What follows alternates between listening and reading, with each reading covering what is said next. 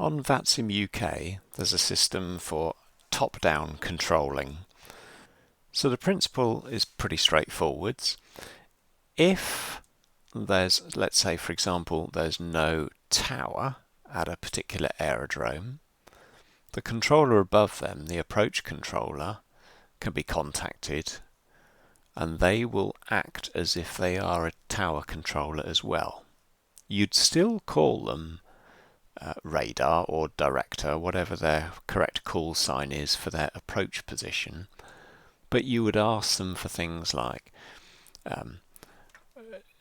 departure clearance or taxi instructions or whatever you would normally ask from the tower controller.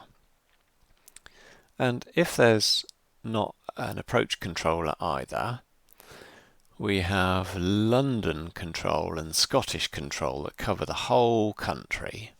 And in theory, you could ask them for the same permissions. So you could ask them to give you taxi instructions and clearances for takeoff.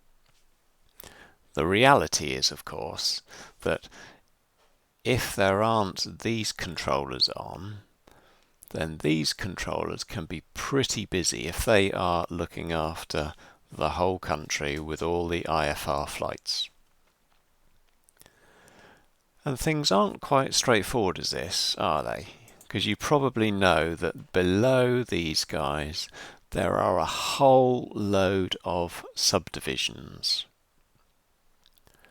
So London Control in particular often breaks up and maybe covers, say, the south or south and central areas over London, so that they're covering Heathrow and Gatwick, which are the two main aerodromes in use.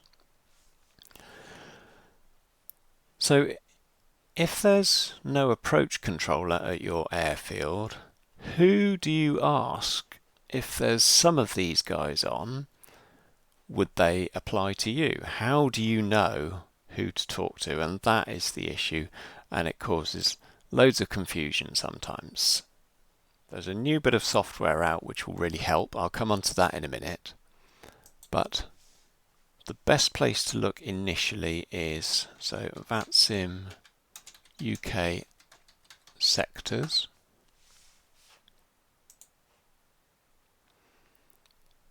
Which brings up this nice page with loads of information on it.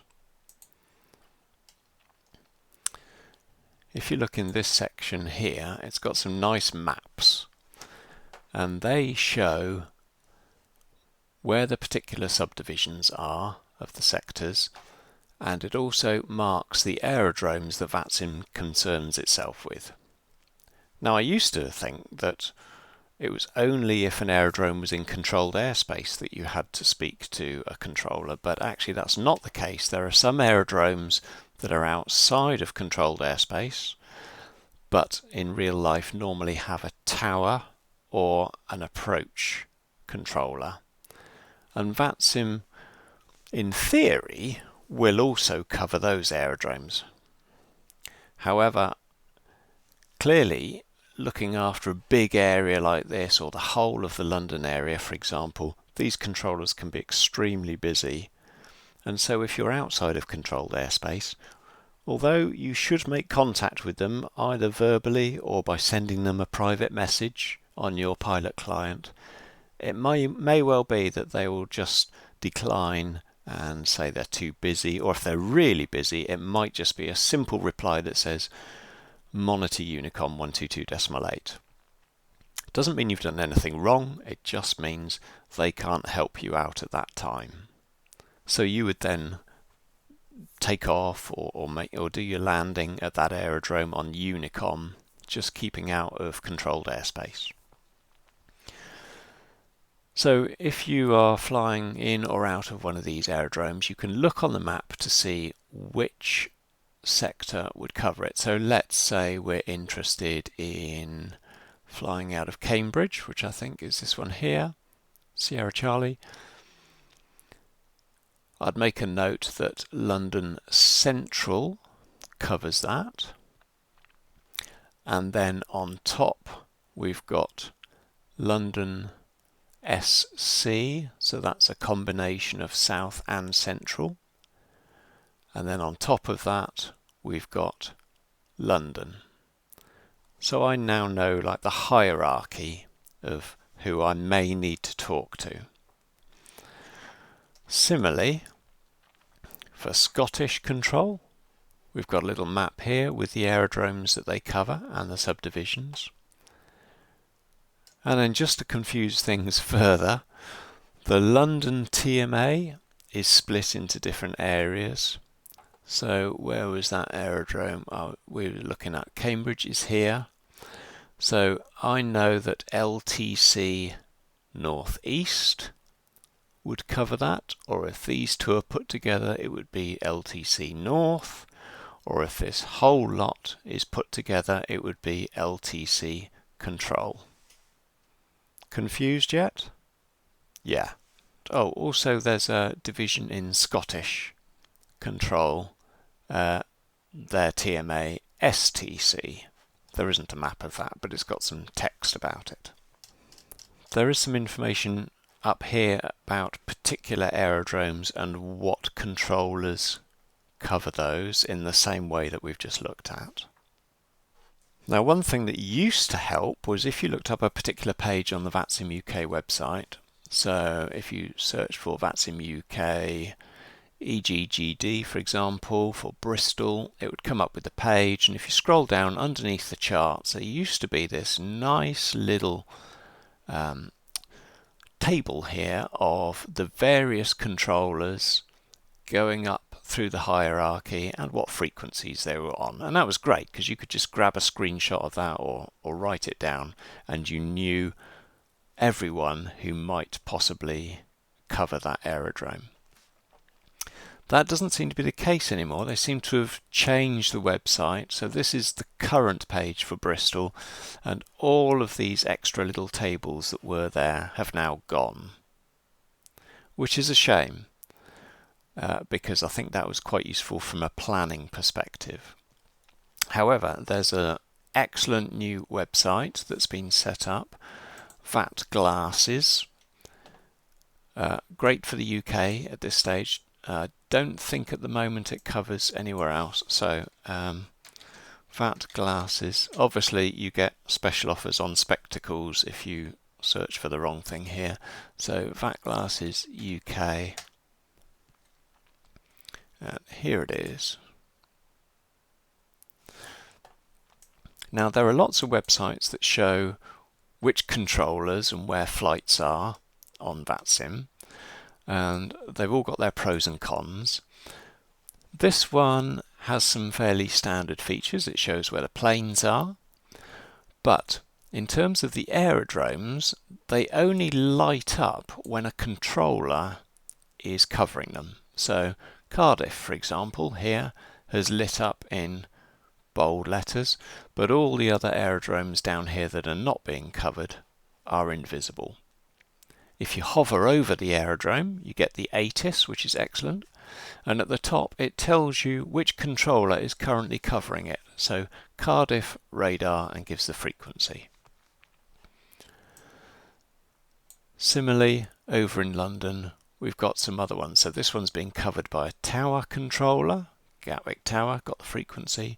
This one here, where the A is being covered by an approach controller, so Heathrow Director. One thing that's particularly good about this website, though, that I really like, is this slider here. You can set it to the altitude you're interested in, and you'll see that various things are happening on the graphic. So let's go over to Cardiff here again. If we are planning on flying VFR at 2,500 feet, the controlled airspace that is active is going to be affecting us, that we're going to be in, and is covered by a controller, lights up. The airspace that isn't covered is greyed out. As we climb, the amount of airspace that we might fly through increases and it lights up as we go. And if you click in the bit of airspace, it tells you which controller is covering it.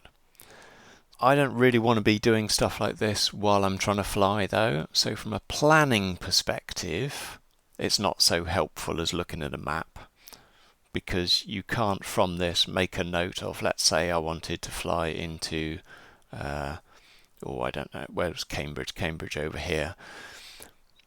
You wouldn't be able to click on anything there to find out what the hierarchy of controllers is.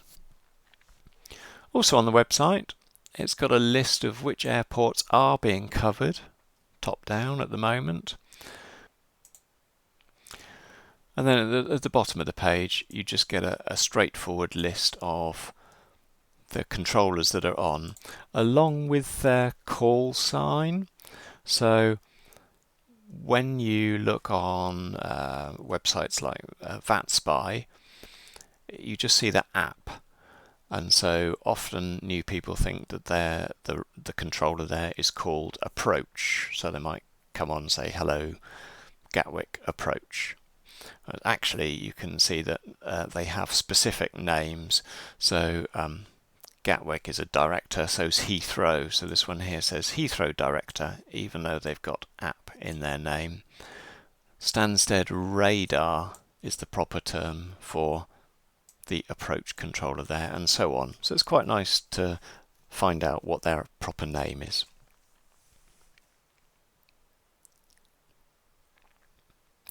So for planning, for me, it's still the map, so that I can write this stuff down on a bit of paper and keep an eye out for those controllers.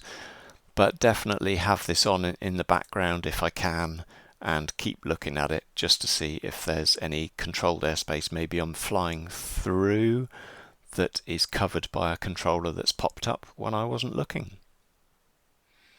Okay, hope that makes sense. Bye-bye.